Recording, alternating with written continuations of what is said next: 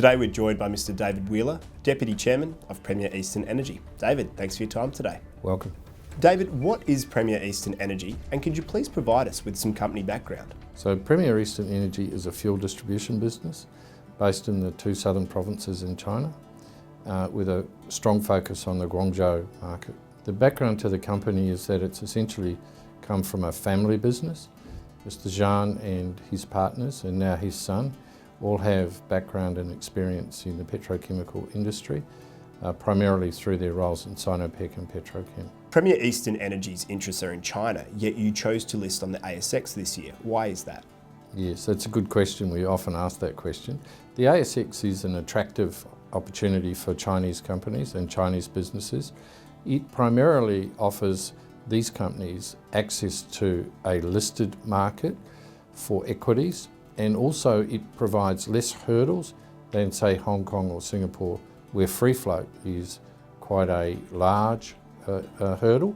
And for companies like Premier that have most of its stock owned by the founders, it was important that we were able to manage that. And the ASX allowed us to do that.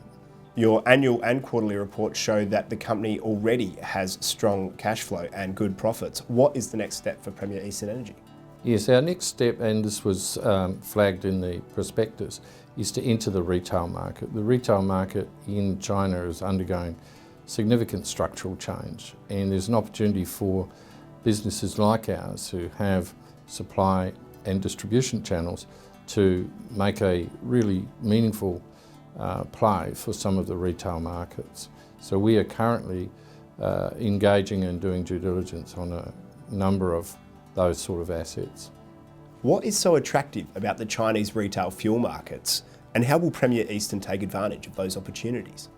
The attraction is driven primarily from the increasing number of motor vehicles. China has the fastest growing motor vehicle registration of anywhere in the world. Particularly in the southern states, there's a significant move to new cars.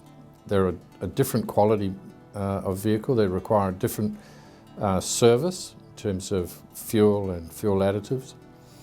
So this is an emerging market. It's also undergoing a structural change.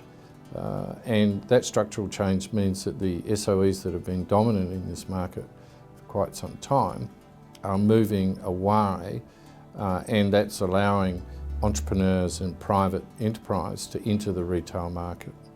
And also there's a significant growth in the size of these cities. So once upon a time everything was concentrated in the centre of the city.